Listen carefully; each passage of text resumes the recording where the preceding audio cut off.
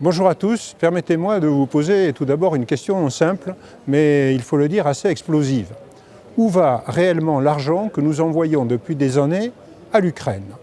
Cette question devient incontournable aujourd'hui avec l'immense scandale de corruption dans l'affaire dite Midas qui éclabousse des proches du président Zelensky. Des pots de vin présumés autour d'une entreprise publique du nucléaire en l'occurrence. Alors on parle pour l'instant de 100 millions d'euros détournés. Cela a nécessité des mois d'écoute, de perquisition chez plusieurs ministres d'un système en fait piloté par un homme d'affaires intime du pouvoir. Et pendant ce temps-là, en même temps si j'ose dire, l'Union européenne continue de verser des milliards d'euros.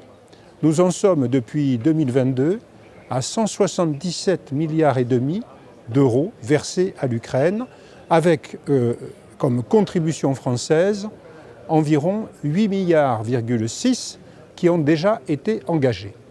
Et sachez-le, Madame von der Leyen, Bruxelles donc, la Commission européenne, demande un effort supplémentaire pour les États membres de l'Union européenne de 70 milliards pour 2026. C'est absolument considérable. Mais le plus sidérant, c'est le contexte dans lequel tout cela se produit. En France, vous le savez, au même moment, nous sommes en plein débat budgétaire. Le gouvernement veut plus de 20 milliards d'impôts supplémentaires, plus de 30 milliards de nouvelles dépenses, alors que notre pays est déjà écrasé par une somme vertigineuse de 3 400 milliards d'euros de dette. Et qui va payer? Toujours les mêmes. Et les classes moyennes, les familles, les salariés, les retraités, qui n'en peuvent plus de se serrer la ceinture pendant qu'on leur explique qu'il n'y a pas d'argent magique. Eh bien si, il y en a, mais pas pour eux. Pour un régime où la corruption reste systémique, documentée et massive. Alors vous voyez naturellement l'absurdité. On ponctionne les Français et en même temps, on envoie des milliards à un pays où une partie finit potentiellement dans les poches d'oligarques ou peut-être même de mafieux.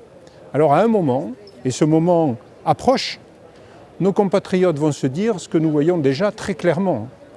Dans un contexte économique aussi étouffant, continuer à distribuer des milliards à un régime dont une partie est corrompue n'est pas seulement irresponsable, c'est une folie coupable. Bien sûr, il faut aider l'Ukraine, nous l'avons toujours dit, et l'aider dans sa défense face à l'agression russe. Mais attention, pas à n'importe quel prix. Et il est indispensable de contrôler la destination des fonds, c'est évident. C'est pourquoi nous demandons un audit européen indépendant, complet, transparent, euro par euro, sur tous les versements effectués depuis 2022 par l'Union européenne et par la France. Chaque centime doit être tracé. Pas un seul ne doit se perdre dans les réseaux de corruption qui gangrènent le pays. Notre soutien ne peut exister qu'à cette condition, pour la crédibilité de l'Europe, pour le respect du contribuable et pour protéger nos propres finances, déjà exsangues. Alors bien sûr, comptez sur nous pour interroger Bruxelles, pour refuser l'aveuglement volontaire, pour rappeler que la solidarité n'exclut jamais le contrôle. Naturellement, je vous tiendrai informé des suites. À très bientôt.